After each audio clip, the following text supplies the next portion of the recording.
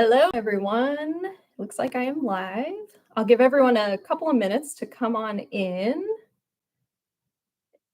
If you want, feel free to say hello in the chat. Let me know you can see me and hear me okay. And if you want, write in the chat, what did you have for breakfast today? You probably can guess what I had for breakfast because I'm pretty predictable. I always have my steel-cut oats, and that's what I had with blueberries today, and a green smoothie. All right. Hello. All right. So today we're just going to be doing another Q&A. And I had a lot of fun doing the last live Q&A, and I had some good feedback that some more people wanted to come. So I thought I would do another one. And today is exciting because this week was my 3-year vegan anniversary. And actually it was on Wednesday, April 17th. 3 years ago is when I went vegan. So I thought I would start by telling you all my vegan story, and then we can get into the Q&A. So I'll go ahead and start there. So really, I kind of have a vegan story and a whole food plant-based story for my health. So that's where I'll start. I guess it was 8 years ago now, because it was about 5 years before I went vegan. I started having ulcerative colitis symptoms. And for the first couple of years, I sort of ignored it and tried to deny that anything was wrong. But eventually I did have to have a colonoscopy and was diagnosed with ulcerative colitis.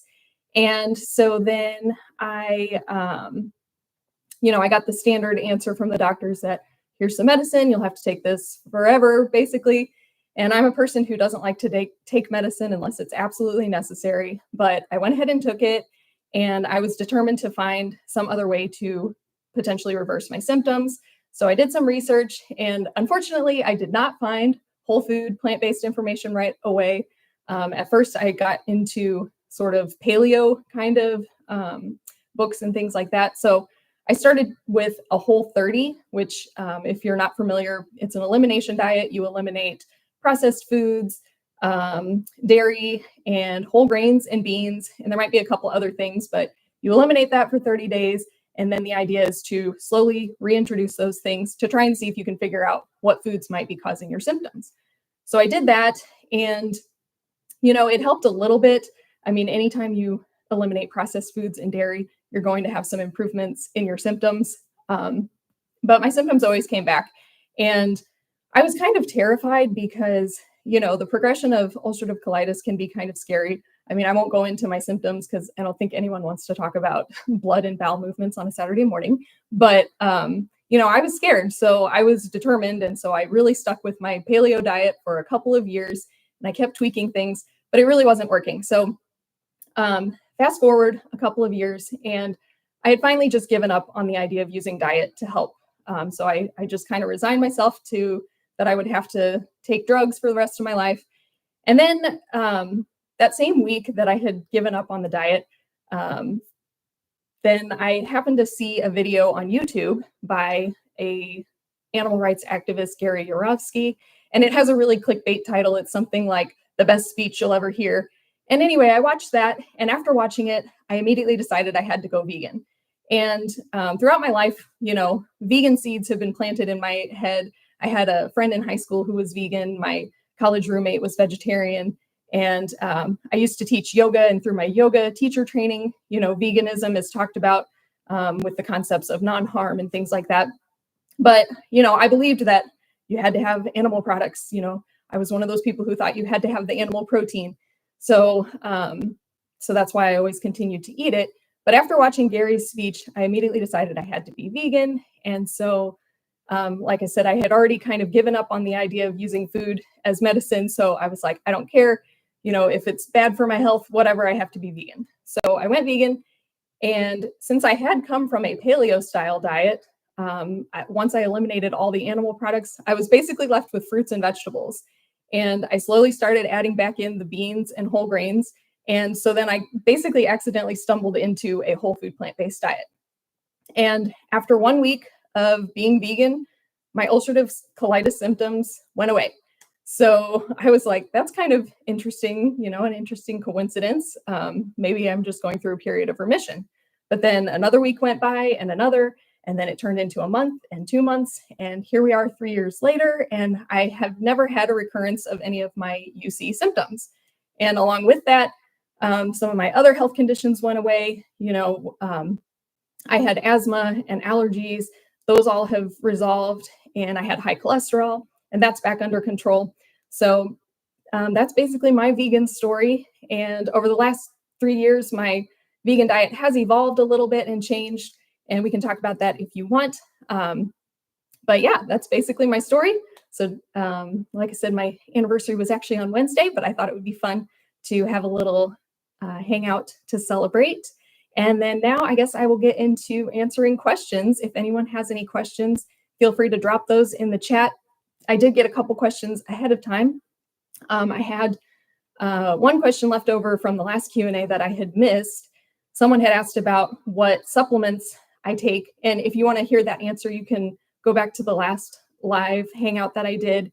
And I've hyperlinked all of the questions so you can jump to the supplement question. But just briefly, I take B12, vitamin D, and I recently started taking an omega supplement. But the question that I missed was, do I take a probiotic? And I do not take a probiotic, but I did want to talk about it a little bit. So actually, during the time that I was following a paleo style diet, I did use a probiotic, I think for about a year. And I don't know that it really did any difference. I didn't notice any benefit or not. So I stopped taking it. And I mean, I'm not a doctor, but my opinion is that nature is a lot smarter than we are. And even if you get a probiotic that has billions of bacteria and multiple different strains, we have trillions of bacteria inside of us. So who knows if you're getting the right ones that your body needs. And I think right now, there's just not quite enough research to know if it might be beneficial for everyone. So I do think probiotics could have a place for some people. And eventually we will have a lot more research on that to make recommendations about that. But so for me personally, I just prefer to focus on eating a variety of whole plant foods so that I'm getting a variety of different kinds of fiber to feed all of the gut bacteria that I already have inside. And I also listen to Dr. Bolsewicz, who is a gastroenterologist, and he wrote the book Fiber Fueled. He often references a study that looked at how the microbiome reacted to a probiotic after a course of antibiotics. So one group took a probiotic and one group did not after antibiotics. And they actually found that the group that took the probiotic, it took longer for their microbiome to bounce back. So of course, that's just one particular scenario. And that doesn't say anything about how probiotics might help in other situations if you haven't taken an antibiotic. But I just think that's interesting. And so again, I just don't think there's quite enough research. So I personally do not take a probiotic, but it might be useful in the future for some people. And then, I also got a question about how do I make sure I get enough protein? This was from a viewer who is getting a little bit older. And so they've heard that you're supposed to get more protein as you age. And again, I'm not a doctor, so these are just my opinions and from what I've heard and seen in my research. But basically, from what I understand, the only cases of protein deficiency are seen in cases of starvation. So when you're not consuming adequate amounts of calories. So as long as you're eating plenty of calories and a wide variety of whole plant foods, you should be getting all the protein you need because all plants have all essential amino acids. They may have varying degrees or varying numbers of each kind of amino acid, but as long as you're getting adequate calories, you should be getting enough.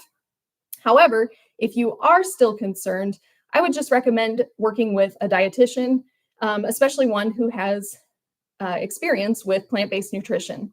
And any dietitian should be able to help you if you tell them you want to follow a plant-based diet. They should be able to help you with that. But if you want to find one that has experience and education in nutrition, specifically plant-based nutrition, I wanted to recommend a resource, which is PCRM's Find a Doctor site. And PCRM is the Physicians Committee for Responsible Medicine. And on their Find a Doctor site, you can search for all kinds of different practitioners. So doctors in any kind of specialty, but you can also find nutritionists, dietitians through that search. So a lot of dietitians can work with you remotely through telemedicine. So I recommend finding that. I'll go ahead, after the live is over, I'll put a link for that in the description below. But it's PCRM, Find a Doctor, and you can also search for dietitians there. So that's a great resource if you're worried about any kind of nutrition needs on your plant-based diet. And then the last question I got ahead of time, someone asked, they said, I often see you have a potato or a sweet potato as a side, but I don't see you topping them with anything. Do you just eat them plain? And the answer is yes, I do eat them plain. So I guess I'm kind of strange in that way. I know most people like to put lots of toppings and sauces and things, but I do love just eating potatoes plain. So usually if I'm eating, especially I love the Japanese sweet potatoes, or Jersey sweet potatoes, or even just your regular orange sweet potatoes, I'll bake those. And if I'm eating it as a side to something, I usually will just eat it plain. Excuse me. But also, if I'm having like a Yukon Gold potato or a russet potato, often I will just eat those plain too, like as a snack or something. With those russet potatoes and Yukon Golds, I also love turning those into French fries. So I bake them plain, and then I'll usually dip them in like ketchup or barbecue sauce, something like that. And then otherwise, sometimes I will top my sweet potatoes with, or my regular potatoes. I really like to make taco bowls. And so I have a recipe for taco lentils. So sometimes I'll take the potato as a base and I'll put the taco lentils and my cheesy sauce and some salsa and vegetables on top. So I will eat my potatoes in that way as well. And then another option that I like with the sweet potatoes, especially the Japanese or the Jersey sweet potatoes, I will roast them again. And then I like to top them with frozen cherries and chopped dates. And so I like the hot potato with the cold fruit on top.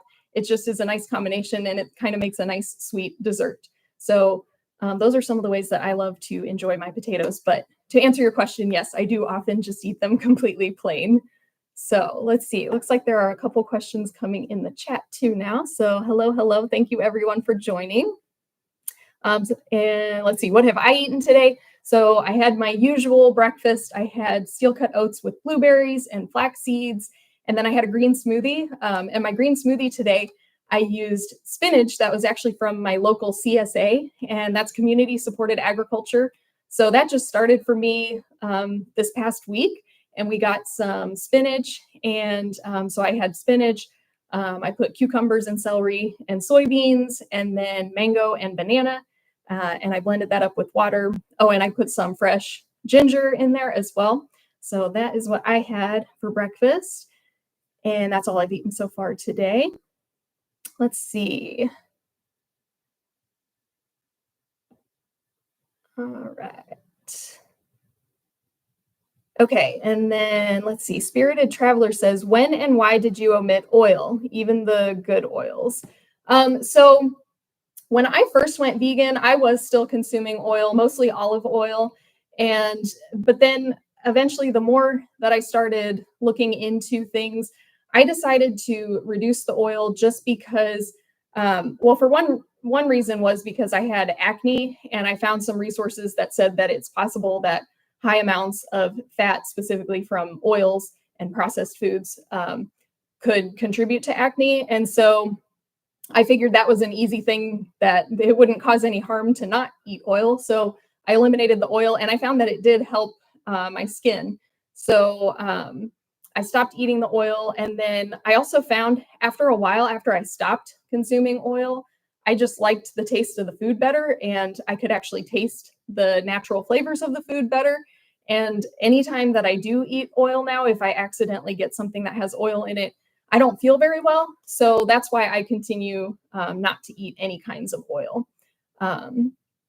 So yeah, I also just think that, in my opinion, oil is a highly processed food, and I try to avoid processed foods. I like to eat foods in their whole intact form. So oil is just basically the fat mostly, and a few possibly antioxidants and things in there. But I figure there's nothing in the oil that I can't just get from the whole food. So, instead of avocado oil, I'll just have an avocado, something like that. Instead of flax oil, I'll just have some flax seeds. So yeah, it just kind of fits into my whole philosophy on wanting to consume whole foods as much as possible. Okay. And then, oh, and then someone says they don't recommend the omega-3 supplements because there isn't enough scientific data. And I do agree with you there. I don't think there really is quite enough evidence, but I decided to start taking an algae-based omega supplement because I did get my levels tested. And again, I know there's not really enough science on that even, but my levels were very low. So I just decided to temporarily start supplementing with that. All right. Do I weigh my food or do any kind of portion control? Do you maintain your weight easily eating ad libidum? So yes, I eat whenever I'm hungry and I don't weigh and measure anything. I mean, I basically eat the same amount of food every day. So I guess you could say that in that sense, I am sort of weighing and measuring my food because I know how much I usually eat by this point. So I don't consciously weigh my food. I just know about how much I normally eat, and that's what I eat. And, it kind of depends on what I've been eating. So if there's, for example, a day where I'm doing something, I get caught up doing something and I go for a really long period of time without eating, then I'll be really hungry later. So sometimes it adjusts based on what I've been eating. Or if one day I don't eat as much, then the next day I might be really hungry, so I'll eat more. Or if one day I do a really hard workout, then I might be extra hungry. So I adjust what I'm eating based on just how I'm feeling, if I need more food or not. And I do maintain my weight. So I've never been overweight. I've actually often been more on the low end of the spectrum. And so, but I've been able to maintain my weight. I haven't lost any more weight. So I'm pretty much just maintaining where I've been at. But like I said, I do eat a pretty low fat diet because I'm not consuming oils. I also don't eat a lot of nut butters because if I do eat those, I can't control myself and I will eat an entire jar just in a couple of days. So those are the only things that I do kind of limit myself on. So I try to just eat nuts and seeds again in their whole form rather than the nut butters and things like that. So that helps me. And then the next question, do I include nuts and avocado? So yeah, I do. I always have flax seeds in my oatmeal in the morning, and then I usually have some other kinds of nuts and seeds. Sometimes I usually eat walnuts. I also like pumpkin seeds and sunflower seeds and sesame seeds, things like that. And then occasionally, I don't eat them very often, but I also eat like pecans and almonds and pistachios and other kinds of nuts. But whenever I'm eating those, I never just eat them as a snack anymore because I used to. And again, I would just eat them and I couldn't control myself. So I only use nuts for like a topping on a salad, or if I put them in like a cookie or a bread or something like that. And then same with avocados. I don't eat avocado very often, but if I'm having, again, like the nacho bowl that I just described earlier, I might put some avocado on that, or I might make like a guacamole to go with it. But I'm not generally eating like a whole avocado a day or anything. I just eat those occasionally. Let's see. Can you share what do you think was the one thing that made a difference on how you were feeling? So that's kind of a difficult question to answer, I guess, because, when you're eating a diet, that you're eating all different kinds of things. So it's hard to pinpoint one thing. I think there's kind of two things that made me feel better physically and then also mentally. So when I first went vegan, I felt better mentally because I didn't even realize it, but it kind of felt like a weight was lifted. So, before I never really liked the idea of eating animals and animal products. And so then when I finally wasn't doing that anymore, I just felt better mentally. Like it just felt like this is what I should be doing. So just that whole idea made me feel better mentally. And then physically, I think it's just everything together. I don't know. I feel lighter. I feel more energetic. Probably eliminating the oil is one of the things that made me feel best because it was kind of like before, you don't even realize it until you remove it. But I realize now that before I just kind of was sluggish, and after eating, I would always feel kind of like I needed to take a nap or something like that. And then now that I'm not eating the oil and processed foods, I feel more energetic after I eat. So I always feel like I could get up and go for a walk right after a meal instead of feeling like I need to, sit and digest. So I think overall, just eating plant foods has made me feel lighter and more energetic. Let's see. Oh, Sunflower says, right now I'm trying whole food plant-based, but nothing seems to help me feel better of all the inflammation of my body. And that's really tough. I'm sorry that you're having to deal with that. I would just say, keep going and keep tweaking your diet. It does take some time. And again, maybe working with a dietitian or someone who can help with that. There are a lot of dietitians who specifically work with people trying to reverse different, inflammation for whatever reason. And just know that a plant-based diet is really the most anti-inflammatory diet that you can be eating, because all of the phytochemicals and vitamins and minerals and everything that you're getting is only good for your body. So it should help reduce that inflammation the more that you stick with it. So I wish you the best and keep it up, and try to focus on if there's anything that's feeling better. Even the smallest things, like some of the things I noticed at first was I was sleeping a little bit better, and so they're just little tiny things like that, maybe you still have aches and pains here or there, but you notice that your attention span is longer or something like that. So try to really focus and see what things have changed for you, and then use those and find some gratitude for those things. So I wish you the best, and I hope that you can keep it up and feel better. Let's see. What do you do when you go out to eat with your friends and when traveling? So I actually don't go out to eat very often. I've never really liked going out to eat. So honestly, that hasn't been an issue for me. But some things that I would recommend is just making sure that you eat ahead of time. So if there's nothing on the menu wherever you go that you would want to eat, then you're not going to be hungry. So you can still just go somewhere and hang out with your friends.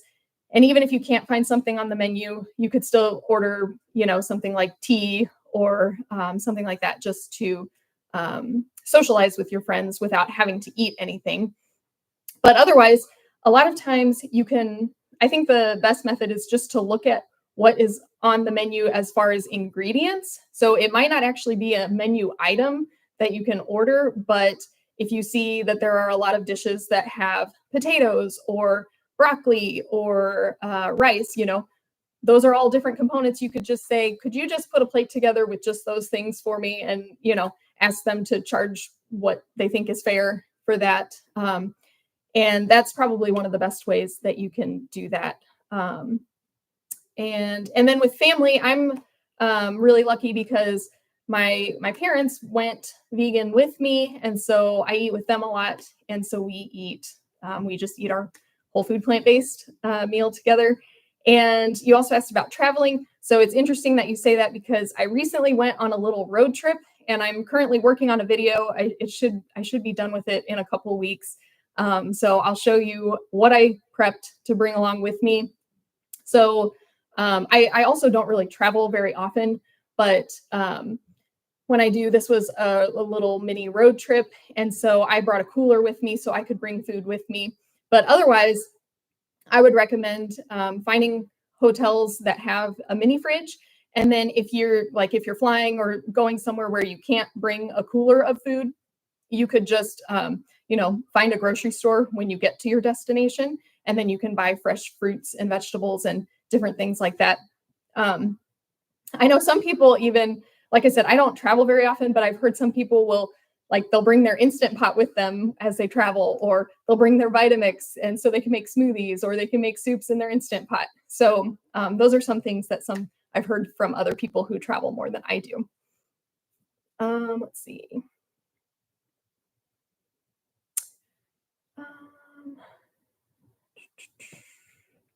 All right. And someone's asking, how has my CSA been going?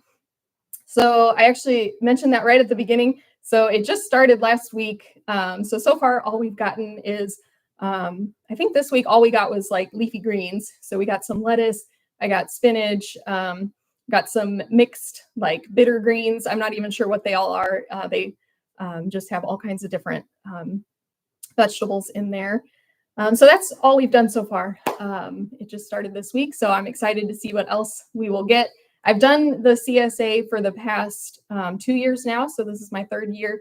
And for those of you who aren't familiar, it's community supported agriculture. So what that means is I pay a farmer upfront, and then throughout their growing season, I get fresh produce every week. And I'm really lucky that I have one nearby me, and the farmer has an organic farm, and I always love to get organic produce as much as possible. And so we get produce from about April or May until about December. So I will be getting lots of fresh produce in the coming months.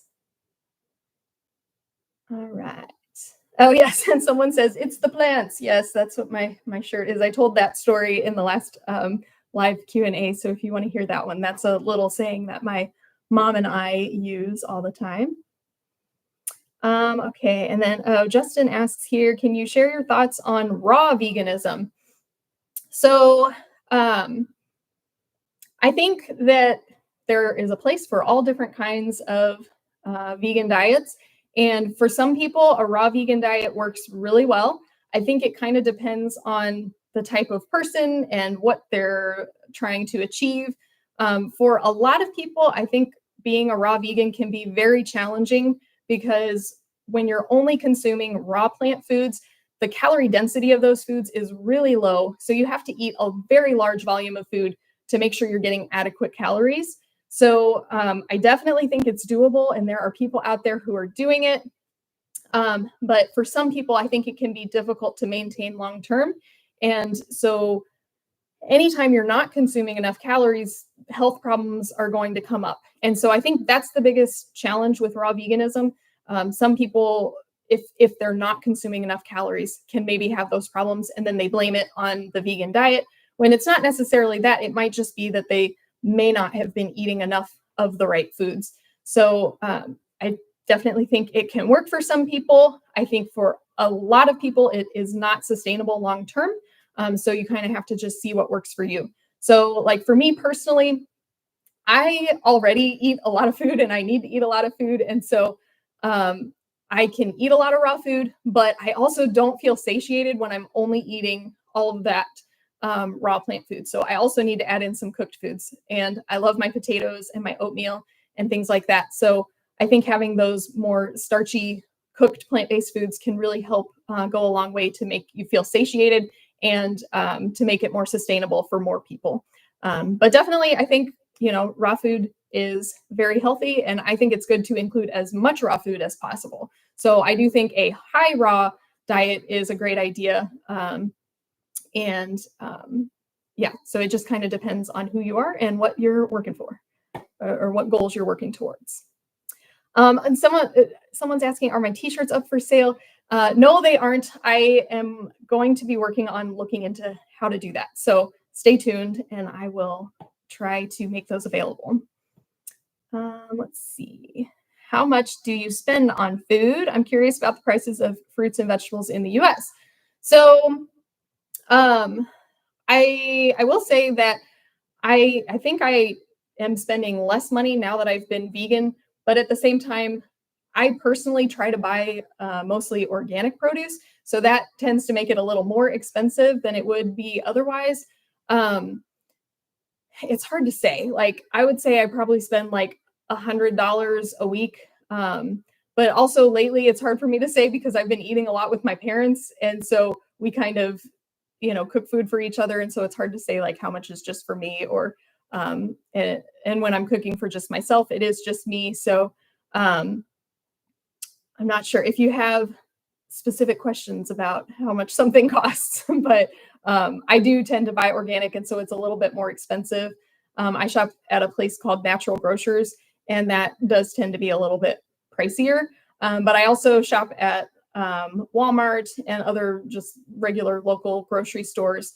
And the produce is really the cheapest, I think, of what I buy. I can get, sometimes I shop at Aldi too, and you can get a lot. I do have some grocery haul videos. I think I have like 3 or 4 of those. So you might check those out. And on those, I do talk about prices in some of them. So that might give you a better idea. Sorry, I don't have a great answer on that. I don't really track exactly what I'm spending each week. And I also am a person who likes to stock up on things. So I don't just buy what I'm using for the week. I usually, I have different grocery stores that I go to for different things. So like when I go to Natural Grocers, that's where I buy my organic oats in bulk, So I'll buy oats for like the next couple of months. And then of course the fresh produce that I buy that weekly. But yeah, so it's hard for me to kind of break down what my food budget is because I'm always prepping ahead and I'm stocking up on things. How much exercise do I do every day? So I try to do a little bit of some kind of movement. So every morning I always do a little bit of yoga, which is basically I just do some gentle stretches in the morning. So I don't know that I would necessarily count that as exercise. But otherwise, I try to do, I usually just find some kind of little workout on YouTube. I like to do walking workouts or dance workouts. So I'll usually try to do anywhere from 15 to 30 minutes of some kind of exercise like that every day. Or just, go outside and take a walk. I need to do more strength training. So that is one thing that I have not been doing very regularly. And lately my exercise schedule has not been very consistent. But that's what I shoot for doing some kind of active movement for about 15 to 30 minutes a day. And then I'm also just running around all day anyway. So like I'm getting up and moving around a lot every day. And when I'm working, I have a standing desk, so I stand to work. And so then I'm always moving around. So I think getting any kind of movement is important. But I also like to get some structured exercise in there as well. Oh, and then someone's asking, what is the longest you've ever held a handstand? So I think it was in the last Q&A, someone else was asking about my handstands. In a few of my What I Eat in a Day videos, I've been working on those. I don't really know how long I've held a handstand, maybe like a minute. I don't know. It depends on how long I've been or how consistently I've been practicing. So handstands are difficult to do if you just do them every once in a while. So you really have to be consistent. So right now I could probably only hold one for about like 3 or 4 seconds. Okay, back to how much is produce. How much are mangoes? I usually buy frozen mangoes. I don't often buy fresh mangoes, but I'll buy like a large bag. I'm not sure how big the bags are, but they're decent sized. And I want to say those are usually anywhere from like $8 to $10 for a pretty decent sized bag of frozen mango. Purple sweet potatoes. The specialty sweet potatoes, I can only get those at Natural Grocers where I live. And I think those are usually like, I can usually get a few pounds and I usually end up getting like $10 worth, and it's probably like 5 or 6 of the purple sweet potatoes. And then berries, I also usually buy my berries frozen. And so again, those in a very large bag would be about, I like to buy the wild blueberries, and those are usually like $13 or $14. Those have gone up recently. They used to be a little bit cheaper. But a lot of those I do buy frozen. So let's see. And then I think I'll probably wrap it up here. We've only got a couple more questions here. So I think I'll wrap it up pretty soon. Let's see. The last question I see on here is, do you prefer working at your desk standing, and how would you recommend it? So yeah, I do prefer standing. I work from home. And so what I have set up is back when I did work in the office. So originally I was working in an office, and then I switched to work from home after the pandemic. And then I've been able to continue working from home. So when I was in the office, I was able to get a standing desk through my employer. And so it's like an adjustable desk that you can raise or lower. And I just keep it raised up all of the time. And so that's what I like to use. And then I also have a desk chair that's just taller. So if I do need to sit, then I can use that. But that's what I like to do. I think I'm more productive when I'm standing, because when I'm sitting, you start to slouch and I get sleepy. And so standing just gives me more energy, and then I can move around. I'm a person who fidgets a lot. I mean, you've probably noticed while I've been talking, I kind of move around a lot. So I do prefer to stand. I've never tried like a treadmill desk. Some people do that. Like Dr. Greger's always on his little treadmill. I've never tried that. I don't think I'm coordinated enough for that. So I just prefer to stand. So yeah, I think a standing desk is great because, like I said, you can have some that are adjustable, so you can raise it or lower it. But you can also just find anything. If you have a really nice sturdy table, find some really, using what you have, or you can find some other furniture that you could stack, like some kind of shelf that you could stack to put your computer on if you're not able to get an adjustable desk. But of course, the adjustable desks are designed for that. So I think that would be the best option. And then what is my job? So like I said, I work from home. I work for a mortgage company, so it's not really very interesting. So what I do is I kind of do a little bit of two different things. I sort of do a little bit of underwriting and a little bit of processing, which if you're not in the mortgage industry, that might not mean much to you, but it's basically just, analyzing people's documents and organizing their documents and trying to make sure they qualify for their loan. So that is what I do in my full-time job. That's not actually, that was not my dream when I was a kid. I didn't dream to work for a mortgage company, but my background is actually English and library science. So I have a bachelor's degree in English and then a master's in library science. So originally my plan was to become a librarian, which I did for a few years. But then I randomly got into the mortgage industry. So that's what I've been doing for the last couple of years. All right. Okay. And then I think this will be the last question, and then I think I will wrap it up. So we've got, have you ever tried growing your own herbs or other stuff using the trimmings from your veggies? So yes, I have tried those things. I'm not very good at it though. So I really wish that I was great at gardening. I've tried having a little garden before. I've done a little container garden outside, so where I have like containers of tomatoes, and I've tried doing herbs and lettuces and things like that. And I also tried bell peppers before.